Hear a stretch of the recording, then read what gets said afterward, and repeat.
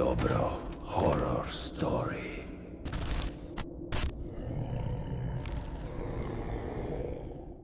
The story I am about to share comes from a subscriber living in a dense metropolitan area.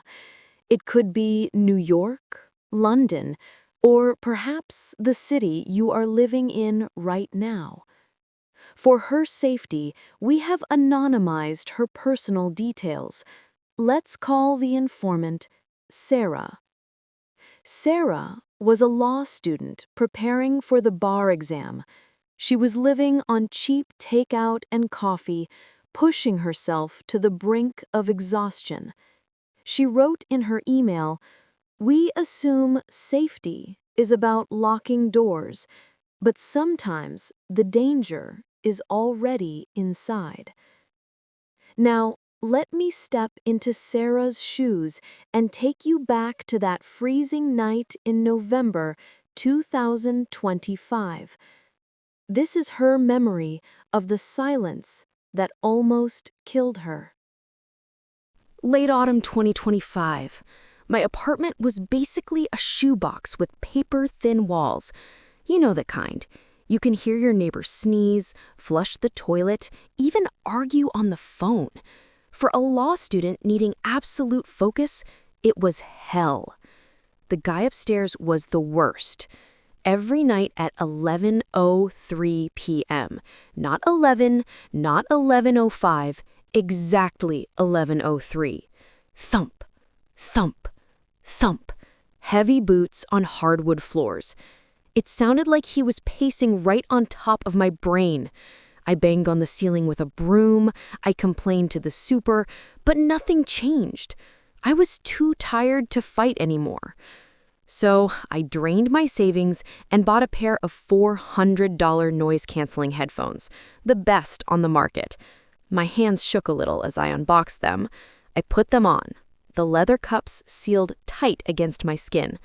I found the switch. Click. A soft chime. And then the world just deleted itself.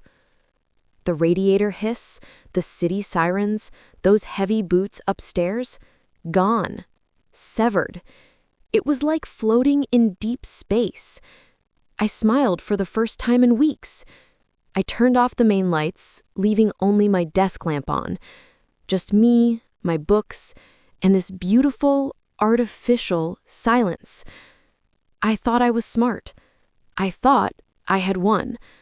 But I didn't know. That silence would make me blind.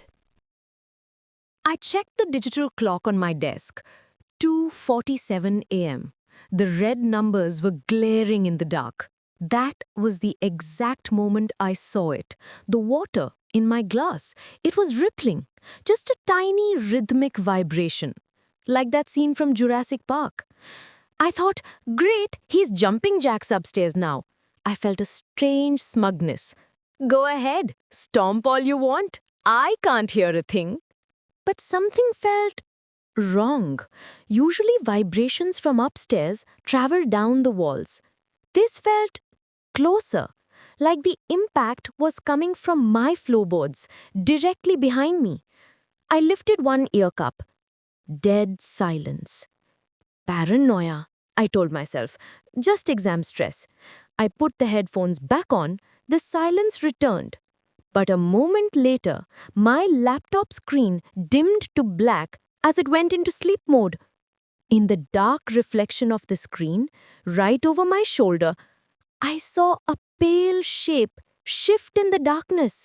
I whipped around in my chair. Empty, just my messy room. The closet door was shut. I rubbed my eyes. Get a grip, Sarah, I whispered. But the hairs on the back of my neck were standing up. 30 minutes later. This time, it wasn't just a feeling. A draft. My windows were sealed tight, but a cold breath of air brushed against my neck. I stared into the black reflection of the monitor again. The closet door was opening. Those long, dirty fingers pushed the door open. And still, absolute silence.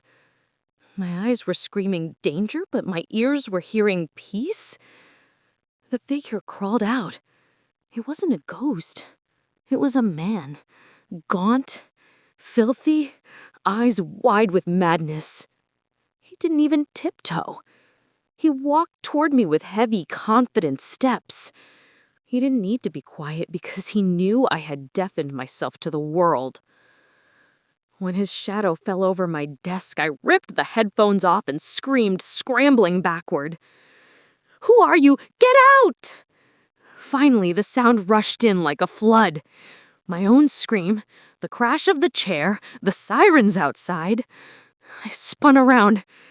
The man was standing right in front of me, holding a rusty kitchen knife. But the worst part? He was smiling. He spoke. His voice was raspy from disuse. "You didn't scream earlier. I thought you'd hear me coming." As he finished his sentence, he raised the knife. "No!" Instinct took over. I grabbed my heavy desk lamp and smashed it into his face with all my strength.